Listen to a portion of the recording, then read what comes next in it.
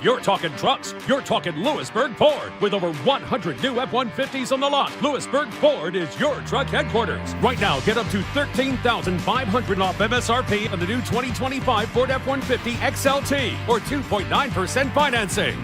Lewisburg Ford has been awarded the 2025 Ford President's Award. They are the #1 F-150 dealer in KC 9 years running, so you know they'll treat you right. Lewisburg Ford and LewisburgFord.com. Hey there, welcome to another episode of Between Two Fountains here on, YouTube or your phone or your big screen. You're in your basement or like your burner phone that nobody knows about. Wherever you're watching it. Hello, I'm Mick Shaffer at KSHB 41, and who are you? Greg Gurley. Greg Gurley. Ever wanted to change your name, Greg? Because I wanted to change your name ever since I met you. Growing up, not an easy name to grow up with. You had to be tough on the mean streets of Overland Park. We called it, it was Leewood. We called it the Wood, which you don't mess around in the Wood. No, you don't. Not with the last name of Gurley. I never got out of the city because I still live there. But, it was tough. Ranch Mart. Hey, the days up at Ranch Mart. Wait, what's Ranch Mart? It's a little shopping district up there at 95th and Mission. And, man, you get out of there, you're tough. Shawnee Mission South, tough. Shawnee Mission South, tough. Yeah. It really. Well, back then there was maybe a Blue Valley North, right? But not a Northwest. And there was no Blue Valley West or Blue Valley Southwest. Shawnee Mission South was one of the further southern points of the city. Blue Valley North, I believe, opened in like 88 or 87. And then, Blue Valley was there, which was south of that. But when Blue Valley North opened, that was like the cool school. It was different than just, hallways and lockers on the wall. They had like kind of a different cafeteria. You would always be like, God, this is really cool. Now it's pretty close to Shawnee Mission South. It's only like a couple miles away. That's right. That's right. The highway. There were 2 Blue Valleys and 2 Olathes when I was in school. Now there's 5 and 5. 5 and 5. And there's 5 Olathes now too. 5 Olathes, 5 Shawnee Missions, and 5 Blue Valleys. Yeah, I wonder why they came up with that. Why wouldn't somebody do a 6th just to be better? And Blue Valley screwed it up because Olathe and Shawnee Mission all have the same directions: north, south, east, west, and northwest. Blue Valley just stayed Blue Valley. We're not going to be Blue Valley South. So They have Blue Valley, north, northwest, west, and southwest. Quick Shawnee Mission plug. Last week went to the Shawnee Mission South game. I think we talked about it. And they're good. Yeah. Undefeated. I went and talked to Brad after the game, and he's like, God, we didn't play very well. And I'm like, they scored 81 points. And I was like, okay, I get it. Maybe 32 minutes. 32 minutes. And a 6A game. And the cool thing is they're not carried by like one D1 standout, a kid that's going to go somewhere and play in the Big 12 or the SEC. I don't think they have one D1 guy, but they got probably like 6 or 7 MIAA Division II dudes, maybe small D1. The one kid who's one of their best players, he's going to play D1 football. But yeah, they're just solid across the board.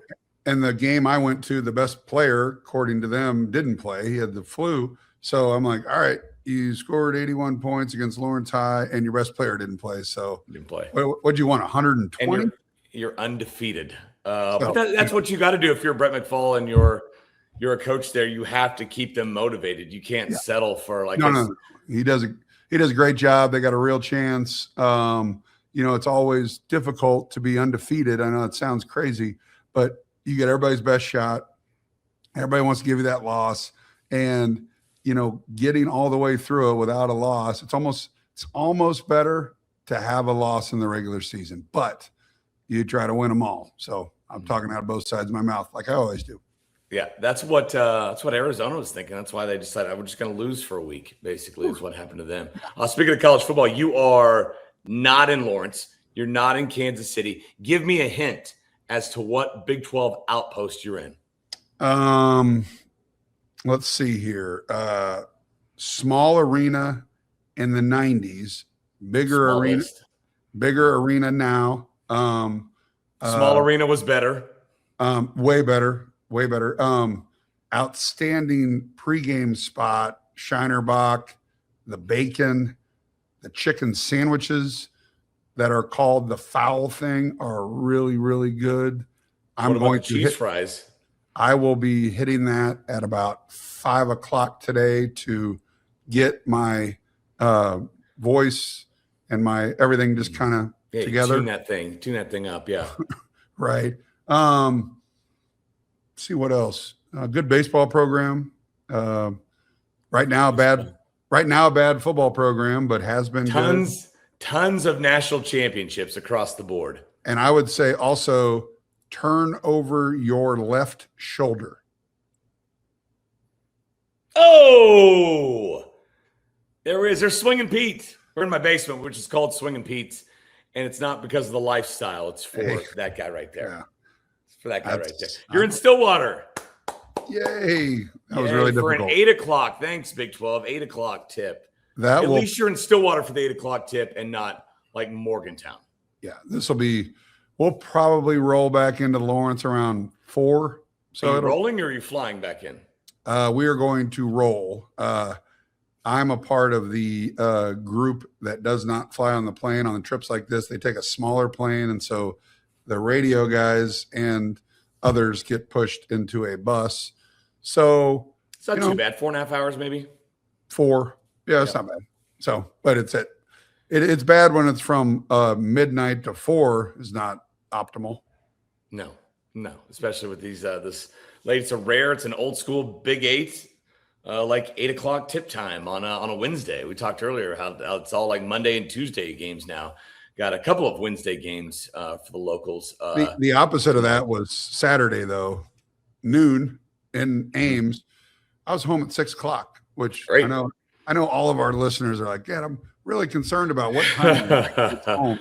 But when you travel like we do, we look at those things. We're like, all right, because when you get home at 4 o'clock in the morning, it kind of ruins your next day. I mean, you travel a lot with the Chiefs and the Royals, and it's killer. And so that's my mentality as an old kind of curmudgeon. Well, and it's not like getting any better in college sports, right? With these conferences that span the entire country from East Coast to West Coast, and it doesn't appear like they're setting times that help, I don't know, the softball team from Oregon get back from Rutgers for a conference game. It feels like it's the same old times. And when Miami plays Oregon plays Cal on a Tuesday night at 8 o'clock, and then you lose 3 hours heading back, and it's about a 5-hour flight. I mean, this is ridiculous. But you know what? There's a lot of money involved, and so you deal with it. Learn to sleep on planes, I guess. All right, so you mentioned a couple spots here, Ames and Stillwater. Where do they rank? What are your top 3 or top 5 Big 12 outposts? And you can Four Corner schools, the new, UCF, all those new schools are part of this as well. Of the 16, give me your top outposts to go to, the road trips you like the best. Well, one of them's coming up next week, and we haven't been there yet as a basketball program. We were there for football a couple of years ago. Tempe. I mean, Scottsdale to me. Yeah. I go to Scottsdale.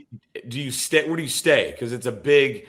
Phoenix is really spread out. Do you stay close to Tempe and to the arena? Yeah, our hotel will be in Tempe, and I believe on Mill Avenue, which are all the bars and everything are. So I like that. They have a great golf course there. Have you played that yet? In Tempe? The Arizona State golf course is right next to campus. I have not, but and I probably won't play on this trip. I'm going back for a member guest in the middle of April, which to me, if I wasn't doing this job, I would spend a lot of time in Arizona in the winter because we love it down there. And so anyway, that's number one. That's number one. Tempe is. Okay. Wow. Well, Arizona, Tucson. So Tempe's better than Tucson though. Correct. But that's that's number one. Utah was okay. There was positives and negatives. Positives is the scenery; it's beautiful, and the mountains and all that stuff. But the what's the best way to put it? The social aspect. Bars. The rules are just odd. And I'm going to base it all off of alcohol consumption, I guess, because, you go to a dinner. Are you talking about Provo or Salt Lake City? Do you guys stay in the same hotel? Because they're pretty close to each other. No. We did this trip last year and we stayed in Salt Lake and then went to Provo. And, that's what, 30, it's kind of like Lawrence to Kansas City apart, whatever. And it's fine. But the, they kind of pack you down with sugar. Like they're always, when you go to a game at BYU, they give you donuts. They give you donuts. They have a thing called the Cougar Tail, which is like this long. I mean, what is it? Cougar Tail, not coming, not something in the swinging peat basement. But you got to make sure that door's locked to your hotel room so you don't get soaked at night. So they bring you ice cream in the stand. Amy was with me, and they're walking around with like these coolers with ice cream in. So it's a very sugar-based deal because you can't drink alcohol if you're Mormon. I guess they can't just hand out alcohol. You gotta get fat some way. If it's not alcohol, you can do it by sugar. And you would think there'd be fatter people there, but there really isn't. They were all they hike a lot there. They go to church a lot and they work out a lot, even though they eat a lot of sugar, I guess. I don't know. So anyway, another good city. It's not in the Big 12 anymore though, but I always loved Austin. I do miss that one, but the trade-off of losing Norman and Austin to add Arizona, Utah, and so my second would be, if it's not Utah, would be Boulder, Colorado. Okay. Yeah. Now, number 2 is Boulder. We could continue this for a long, long time, and I can take you through every bar. I want 12 through 14. What are those ranked? No, I'm joking. I have bars in every town that I really enjoy, and I like certain foods. Like Waco's got George's. Have you ever been to George's? They have unbelievable food. I don't really like Waco as a city, but I do love George's. Okay. But anyway, as you well know, I can ramble on about alcohol and food and bad cities, and we could have a 2-hour podcast, but I think it's about time to quit. Okay, you're done. Yeah, it took a long time just to get to 2 cities. So we're doing Tempe and then Boulder. Okay, those make sense. I kind of thought you might put Ames and Stillwater higher up there just because of nostalgia and all that stuff, and but I guess not. Old school. I will say where I'm at and where I'm going tonight. Stillwater, outside of Allen Fieldhouse, Gallagher Iba was the toughest place to play, in my opinion, back when I was playing. Seated 6,000, loud, kind of a low ceiling, it seemed like. And it just the noise just kind of stayed in there, and you got the freaking guy behind you shooting guns off, kind of like in West Virginia. And you're always might have been a real gun for a while there too. Yeah. No, I think he still shoots it. I mean, we'll find out tonight. I know the Mountaineer does. 20 buckets. The Mountaineer does, and at the tip, halftime, and at the end of the game, win or lose, and you're all. I used to drive Bob Davis crazy. He gets so pissed that they would shoot the gun off. He said, "A goddamn Mountaineer!" And I'm like, we've been doing this for a while. We know that this was happening, but that's hilarious. All right, so if you watch KU tonight or any night the rest of the season, they've got the SW patches on the uniform, right? The black circle SW, and that is for Scotty Ward. Yep. Scooter Scott Ward passed away back on January 3rd. One of my great friends and the great friend of thousands. As we saw, we had a celebration of life last week on Thursday. There was a Catholic mass at Corpus Christi, which Father Mick, who's a well-known priest in Lawrence and around our area, was unreal.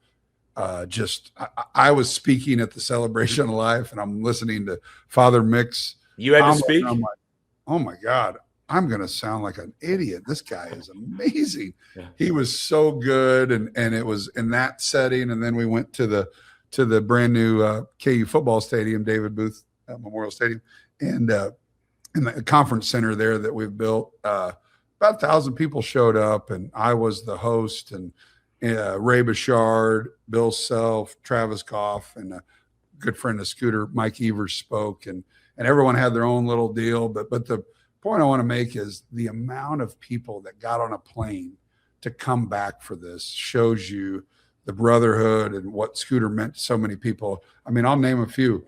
Nick Collison, Cole Aldrich, Aaron Miles, Drew Gooden, Scott Pollard. I mean, the amount of people that came back, hundreds of volleyball players, because Scooter was the academic advisor for volleyball.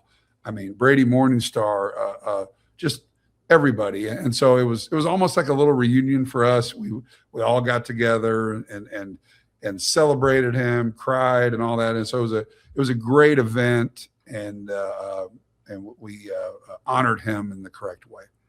You mentioned so many guys from different eras of KU basketball. I didn't realize till I talked with you more and read about it more how long he had been with the KU basketball program and with the athletic department.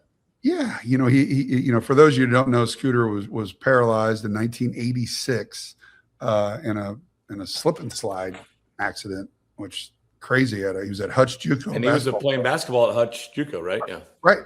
So he's been in a chair for a long time, but most positive dude in the world. But he left his impact and his handprint on everything in KU athletics, from basketball, volleyball, to any sport, to community leaders, to priests. I mean, everybody. And it was again, a really, really cool event. Another guy that came in that I failed to mention, Danny Manning. The night before, I believe they were in Lubbock. He came to Lawrence to honor him because Danny was very close with Scooter. And I thought that was so cool to see Danny there. And there was a really neat tribute video that was done. So all that being said, it was a great event, and I'm glad we talked about it because it was cathartic for a lot of people, and it was and well done. Danny's in Colorado now, right? As an assistant? Correct. With Tad Boyle. Okay. Yep. And they started off good, struggled here in the middle. They almost beat BYU on Saturday. It took them to overtime. And so I haven't really evaluated it. They were a bubble team probably a couple of weeks ago, but that's probably left. So hopefully they can get some wins down the stretch. Yep. All right, so you mentioned you were back by, 6 o'clock on Saturday. Did you watch the NBA slam dunk contest? Not 1 minute of it, which is, I don't think you're the only one. Crazy, because you grew up watching it. Like, you would get excited. This is before, DVR or whatever, however you watch it, YouTube. But we should watch it from start to the finish, pregame, all that stuff. Now, no interest at all, but go. All right, so there were 4 participants in it. I'm going to test your knowledge. You tell me if you've heard of these guys or not. Okay. If you know where they went to school, if you know anything about them, who they play for. I'm going to start with maybe the easiest one. Okay. Jace Richardson. Who does he play for?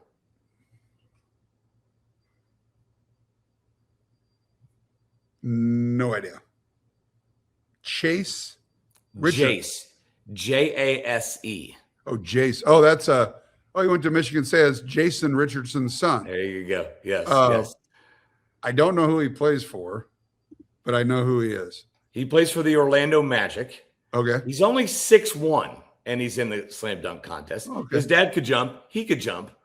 But he did not make the finals. So Jace Richardson was one of 2 that I had heard of. Okay. Before.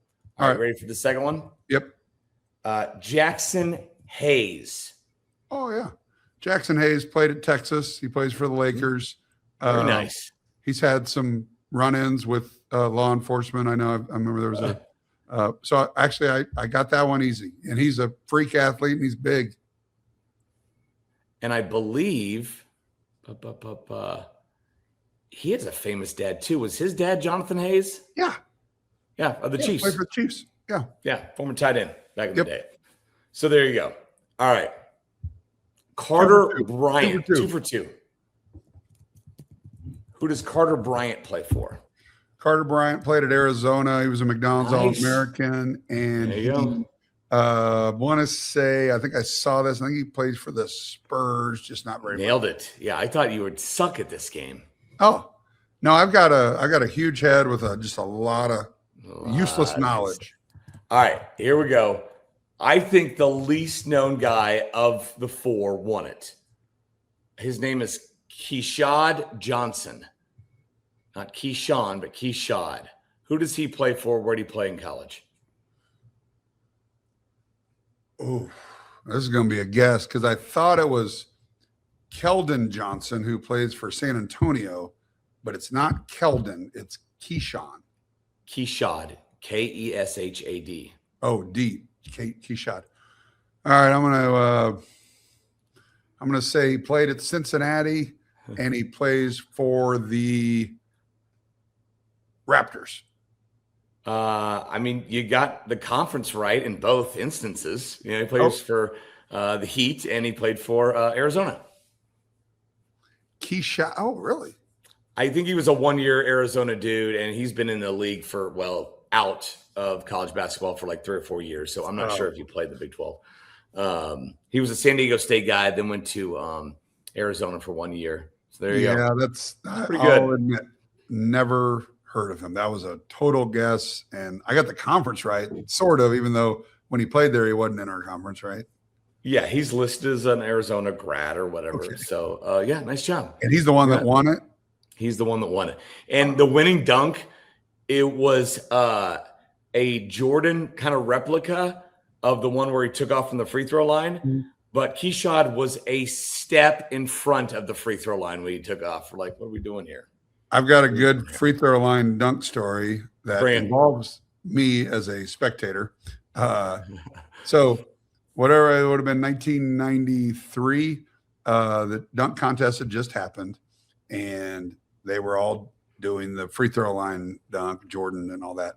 Darren Hancock, one of my teammates, who was the best athlete I'd ever seen, after practice one day, we're sitting around going, hey, Darren, you think you could do that?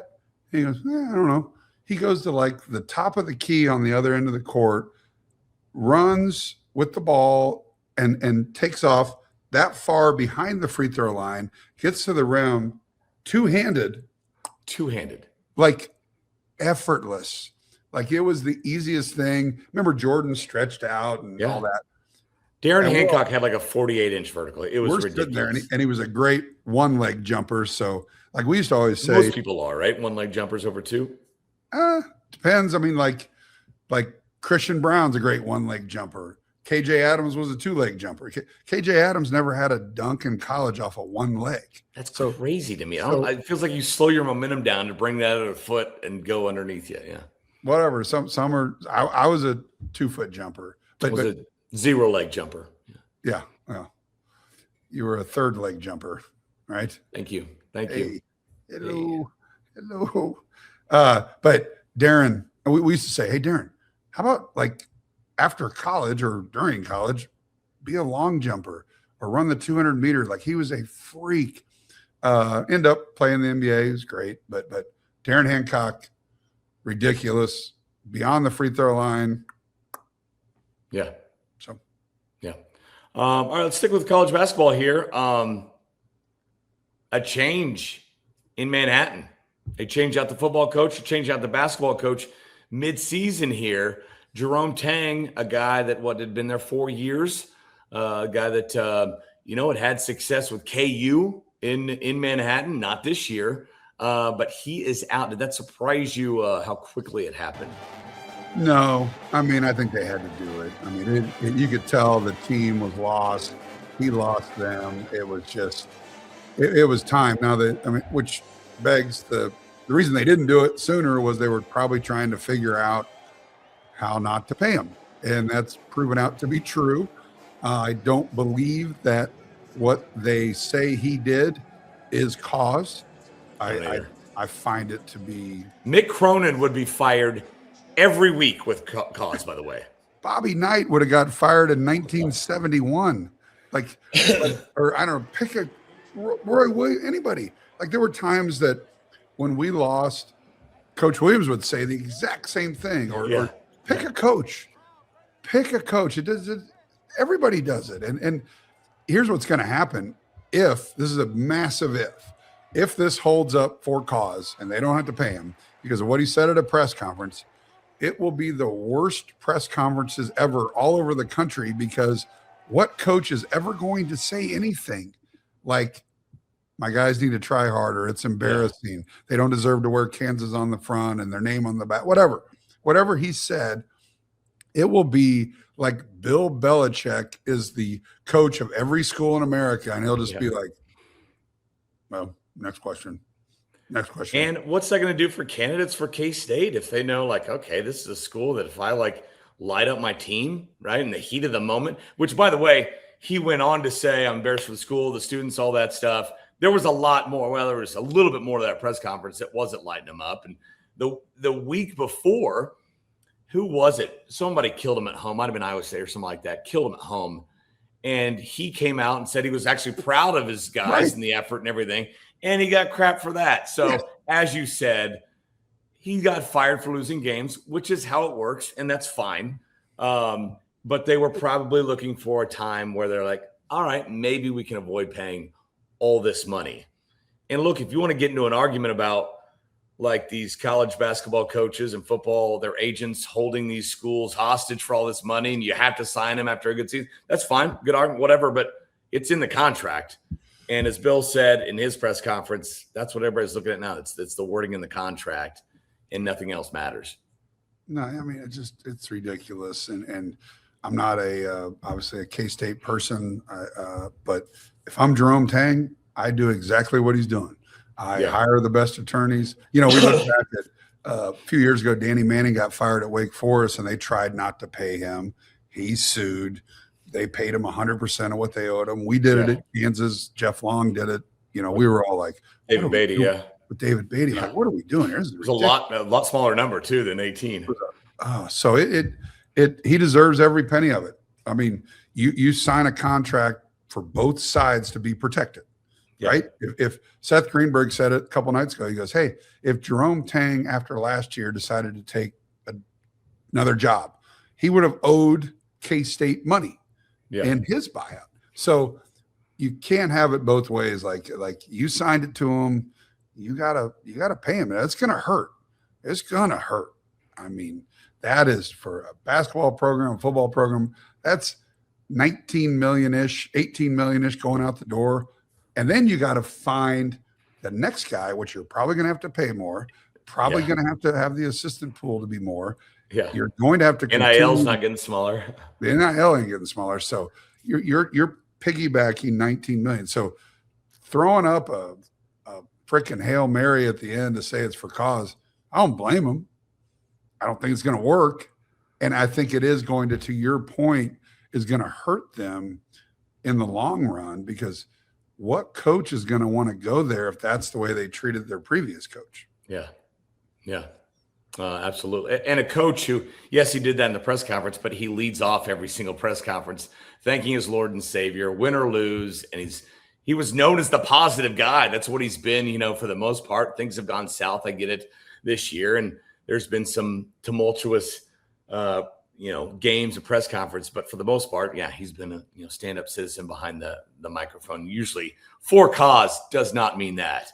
It does not mean I didn't say the right thing at a press conference. So. Yeah. And again, it'll, if this holds up, which again, I don't believe it will, you'll see a massive shift. This will be a precedent that no coach is ever going to do anything ever again. And like I said, Mick Cronin kicked his own guy out of the game last night after it was a hard foul, but it wasn't dirty. It was a hard foul. And then they bowed up to each other, but nobody's swung a punch or anything like that. I get there's other stuff going on. And then he decided to lay into a media member after that. So, yeah. I'll preface Mick Cronin ain't coming to K-State if that happens. I'll preface this statement with, I watch a ton of Law and Order. I can typically watch a Law and Order and tell you the verdict within the first 2 minutes because I've watched them all. It's always like the husband or the boyfriend, right? But I'm not a lawyer, but I'm close. I would think. You're pretty close. You're like a junior attorney. Yeah. I use a lot of terms like prejudicial and things like that, which I don't really know what that means. But I watch a lot of it. Amy Gurley hates that drum, that dong dong. She hears that and knows she's lost me for like 45 minutes, which I would think if I was living with me, I'd like to lose me for 45 minutes, but she, for some reason, enjoys being around me. But if I'm an attorney, I jump on this case because it seems Tom Mars has jumped on it. The guy who did the Trinidad Chambliss case. Yeah. Yeah, hire the best. And, hey, guess what? K-State might have to pay legal fees. So I don't know. I find it interesting. I'm going to watch it from afar and, try not to comment, but it'll be difficult. My K-State buddies are ready to move on and just they gotta pay. They gotta pay. Yeah. All right. Speaking of Law and Order, Tyreek Hill time. Ha ha ha. He is no longer a Miami Dolphin, Greg. He used to be a Kansas City Chief. The Kansas City Chiefs love to bring back former Kansas City Chiefs. Will he be a Chief again? Or back in the day, San Francisco 49ers. We did that a lot. But you're right. Bring back former Chiefs. I don't believe he will be a Chief unless he comes in on a veteran minimum, which I don't even know. I don't even know. It would not be a bag. You think he'll be back? I agree with you. If he came back, it would not be for the bag, as the kids say. It would be for a very, very low risk amount of money. I think what more likely is to happen, somebody signs him, let's say, Jacksonville or somebody, and then it doesn't work out and they pay him whatever. I think we get him on another rebound. I don't think we get him on this rebound. He's 31. I don't know how many more rebounds he has. And the biggest deal is he dislocated his knee. Yeah, if you're Patrick Mahomes, you tear your ACL, hey, that right arm cannon is still intact, right? And you can rebound from it. But the legs, that's all Tyreek is. Right. So I'd be shocked if we re-sign him. Would I like it? Sure. Yeah, just first, second, and third, just run WASP. Let's see what happens. Wing it. Yeah, we'll see. He's just a couple years away from 1,800 yards receiving, but again, it was a bad injury. 18,000 this year. What's that? 18,000. Did I say 1,000? Sorry, 1,800. It wasn't that good of a year. That would have been a record. 1,800. Sorry, okay. In just 16 games. No, you said 1,800. I thought you meant career yards. My bad. No. 1,800 in a season. So. No, but yeah, here's the other part of the deal. The Chiefs don't have a whole lot of money. They just restructured Mahomes' deal, and they're still above the salary cap. Now they'll probably cut some guys, including Jawan Taylor. But it's not like they have a whole lot of money. Like, hey, let's throw it at this guy. Let's give this guy a shot. But again, I'm talking out of the both sides of your mouth, Greg. The Chiefs love to bring back former Chiefs. Are you one of those guys being on I know you and Jason Anderson on the radio all the time, and I listen to Seren, and your knowledge of salary cap, I don't understand it at all. Nope. Jason and Seren are. And they get pissed when I say this line. I say the salary cap isn't real. And I'm not being literal because I know you can't sign everybody, but oh my God, if you're anywhere capable at your job, you should be able to get around it, i.e. every single year, Patrick Mahomes. They just saved $40 million. That's what I was going to say. Stroke of a pen today. Okay, we're under now. Yeah, we were all nervous. And then, like you said, stroke of a pen. I don't know what that means. I know what that means for this year's team, but at some point, it's kind of like he's still getting the money, but it's called signing bonus money. And it's why don't we do that? Orange? Is it different when it shows up in his bank account? What the heck? It's kind of like the United States debt. They just added. Does someone really owe $9 trillion or whatever the number is? Is that is there a real bank? China, but you can, just like in that, you can always kick the can down the road. There's seemingly always going to be a road, whether it's America or the NFL. I say just keep kicking it because it always works. My analogy, tell me if you like this, of the salary cap. The salary cap in the NFL is like those stadium workers at the end of a home upset basketball game, right? Where Oklahoma State is about to upset KU tonight, right? Not going to have bad example. Oklahoma State's about to upset Arizona at home, right? Boom. Which did not happen. Yeah. And you've got 12 people in yellow jackets surrounding the arena trying to stop 5,000 people. Nothing to They're see. They're going to get a few, right? They're going to get 12. But everybody else, if you have any moves in you, you're going to juke them and you're going to get to the court. That's how I describe the salary cap in the NFL. If you got any moves whatsoever, you're going to get by the 12 security guards and sign who you want. It's actually a pretty good analogy, and they should take that as one of the like a Family Guy. Like, you know what, Chris? This reminds me of just like the crowd surfing or whatever you call it. Yeah. So yes, I like Seth it. MacFarlane to start watching this podcast, or for anybody to start watching this podcast. Yes. No, it's yeah. If you can just stroke of a pen, it wasn't like 4 million. It was 43 million. I think is what I read. Right. Yeah. So just do that for everyone. I mean, but he's still happy and still getting his money. Which, first of all, it does take a guy like Mahomes who is smart and who is competitive and who realizes, hey, if I make 60 million a year, it hurts the team. Right. Let me just settle for 40, right? Basically, not be the highest paid quarterback every year, even though I should be.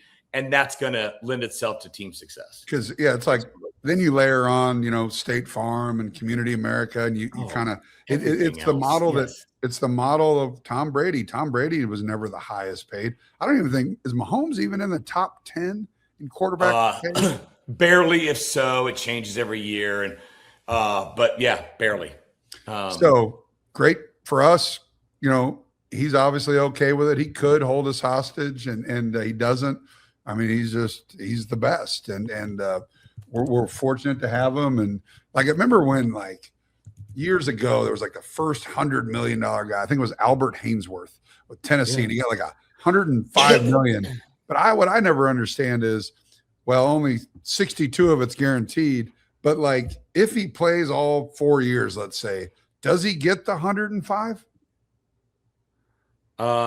It depends. But part of the guaranteed is for you make a Pro Bowl, right? Or you make you have this many sacks in the season, right? There's qualifiers you have to hit, right? There's milestones you have to hit. Let's say that he has great 4 years. Does he truly get $105 million, even though 62 of it was guaranteed? It's possible, but they rarely do. Yes. I know. Do you want to know where Patrick Mahomes is ranked? I'm going to say he's the 11th. APR, average per year. I'm going to say he's 8th. 6, 7, 8, 9, 10, 11, 12, 13, 14, 15th. Ooh. He's middle of the pack in the NFL. Do you want to know a couple guys making more than him? Sam Darnold. No. Maybe next year. He's 18th. Well, Trevor Lawrence. Yes, there's the obvious Dak Prescott, Joe Burrow, Josh Allen, all those guys. But right ahead of him is Kirk Cousins. Oh, Kyler Murray. Kyler Murray is 3 ahead of Mahomes. 2 ahead of Mahomes is Deshaun Watson. Oh, tough pill to follow there. Yeah. So massage envy. It takes a guy like him. Yeah. All right. Hey, before we get out of here, you're a Kansas City guy. I'm a Kansas City guy. I don't know if you're a soccer guy. I am not. I didn't grow up with it, but I've appreciated it so much more the more I've lived here. I love talking to the sporting guys and the current gals. They're just great, down to earth, and all that stuff.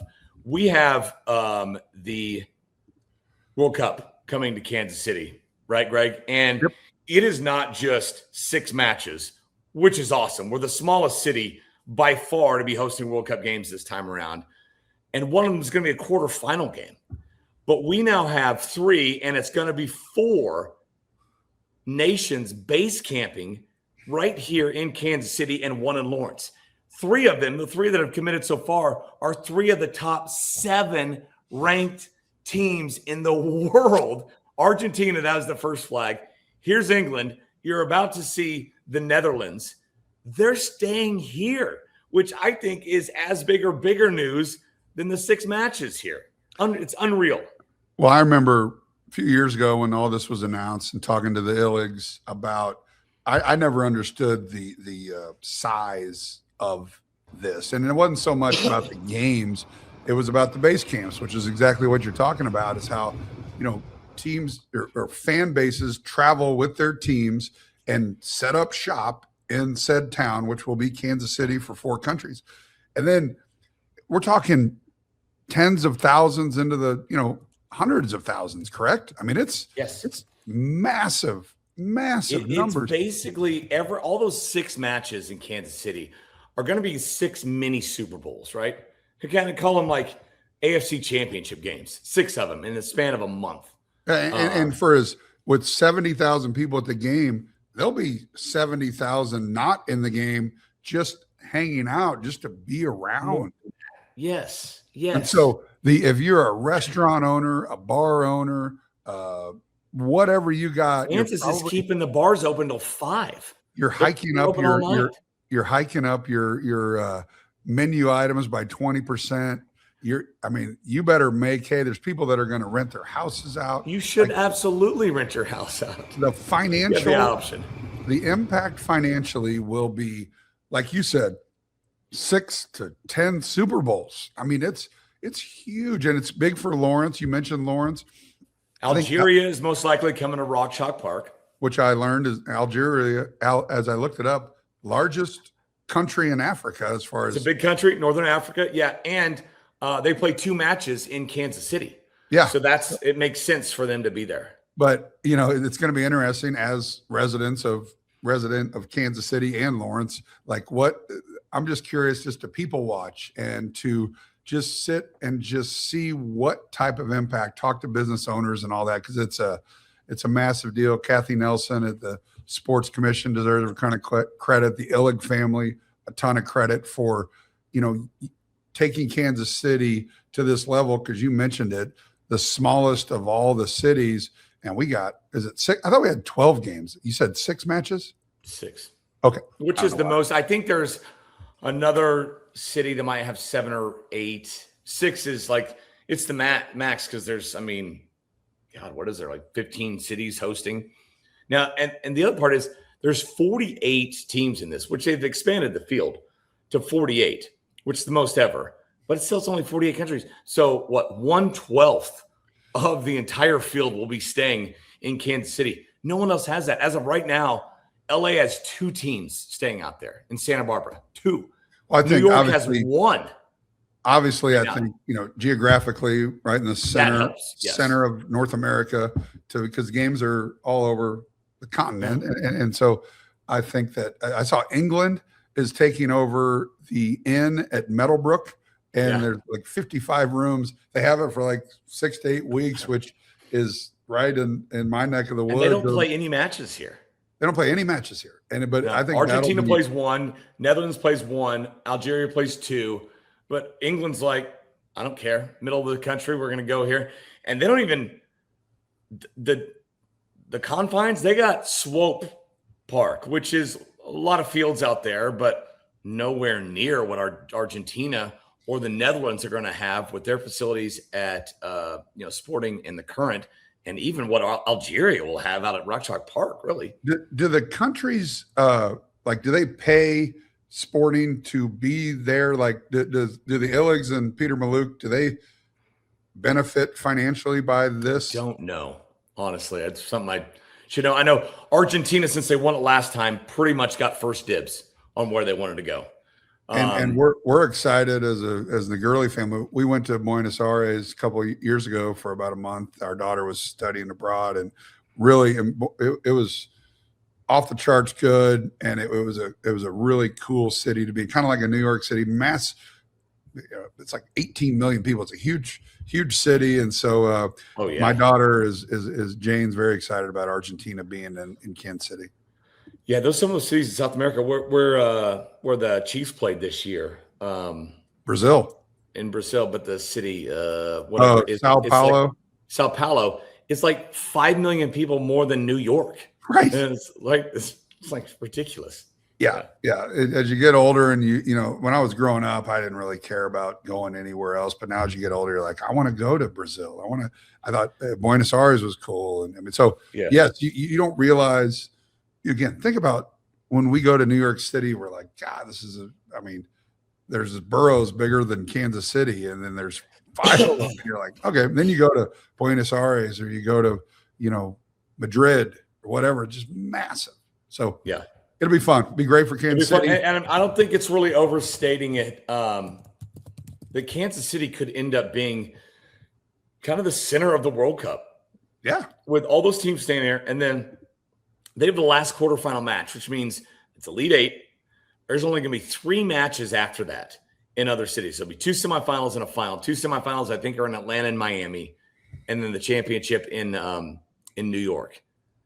But other than that, the next biggest game is in Kansas City. So it's really, really cool. And like I said, I become more and more of a soccer guy every year. And this one, I've kind of jumped leaps and bounds into that. I'll be dumb, ugly American and say this, though. Still think the dumbest rule in sports is offsides in soccer. Oh, I can't agree more. Make it like hockey. There's at least a zone. Once you get in the zone, you can't be offsides. What's the point of every other sport in the world? Get behind the defense. Yes. But for some reason, you can't do it in soccer or hockey, which I don't know. Until the ball's in the air. Well, in hockey you can. So once you're in the zone, you can't cherry pick. But once you get in the zone, you're fine. In soccer, you can be offsides on a corner kick if the defense just decides to move up. I'm like, what are we doing? Dumbest rule in sport. And then the only other one is that the time goes up, not down. And then there's the weird, like, how much time's left? I don't know. In college and high school, it counts down. But yeah, we got to get a shot off. Well, when's the end of the game? We're not sure. It says 7 minutes, but it could be 9.5 until the ref just goes, all right, or whatever that deal is. So no, I think that and out of bounds in golf are 2 of the worst rules. Well, that's more of a personal thing. But again, big, dumb, stupid American that didn't grow up playing soccer. That's my problem with soccer, and I'll end it at that. All right. We'll end the show on that big, dumb, stupid American right there. He's Greg Gurley. I'm Mick Shaffer. We'll see you next time right here.